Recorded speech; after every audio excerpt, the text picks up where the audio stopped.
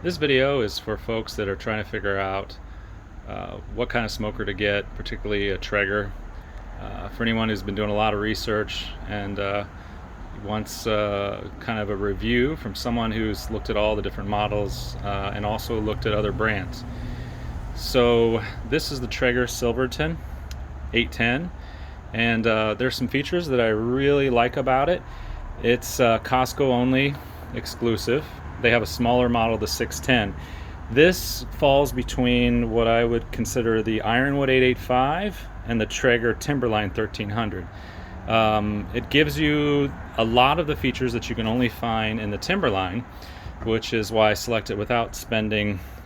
I think the Timberline is about $2,200 versus $1,550, $1,600 for this one. So what I appreciate most about this one, like the Timberline, has this, I don't know what you would call this, bench shelf, and then you also have the shelf on the side where you can hold your spatula. And by the way, I really love the Traeger large flat spatula. It is heavy duty and it feels great in your hand, and it works for pulling a whole rotisserie chicken off.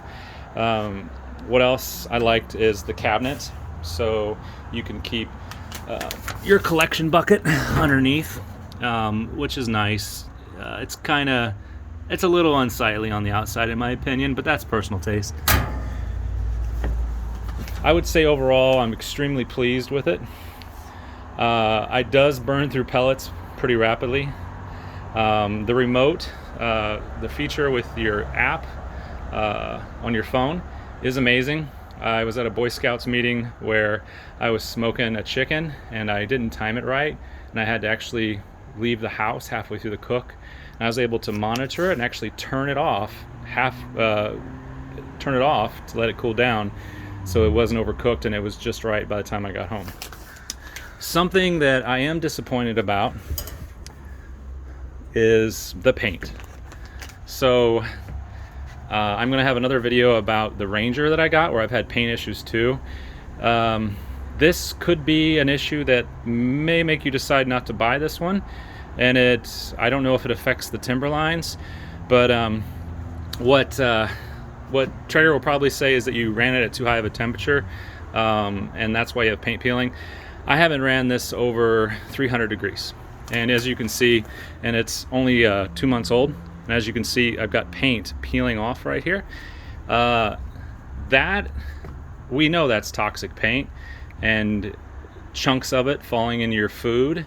I'm disappointed. I wouldn't expect that for the kind of money that you're paying for one of these. So I'm not seeing the issue anywhere else, and I'll confirm I have had no flare-ups, no fires inside of it. So this is just purely a quality control issue, and I will contact Traeger about it and see what they say. But that is really disappointing, and I don't know if that's because they're manufacturing these in China versus the US, but that's something that is unacceptable in my opinion. And then one other negative thing, some people have complained about there being this gap here with the firebox. Even people on some Reddit saying they returned it. I don't have a problem with it, but it is interesting that there's only a couple of screws holding this in place, so that's interesting. But those are my only beefs with it. I have been extremely satisfied with how easy it was to put together. The app is perfect. One of the premium features that comes with this one is you actually get a sensor. That's only with the Timberlines, and that is super convenient because there's nothing worse than your pellets running out. That can ruin your cook and all that money you put into a brisket or your turkey. So to me, that's a must-have feature. And then having this bigger hopper so I can put a full bag of pellets in, I really appreciate that. Again, the app works great. Temperature probe works great.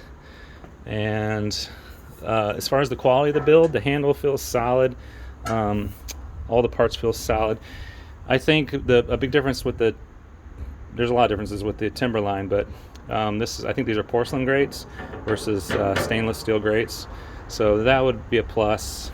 and it looks like you've got a little bit more racks when you look at the other Traeger. So that is my review of the Silverton. So I hope you appreciate it, and I hope it helps you as you're thinking about it.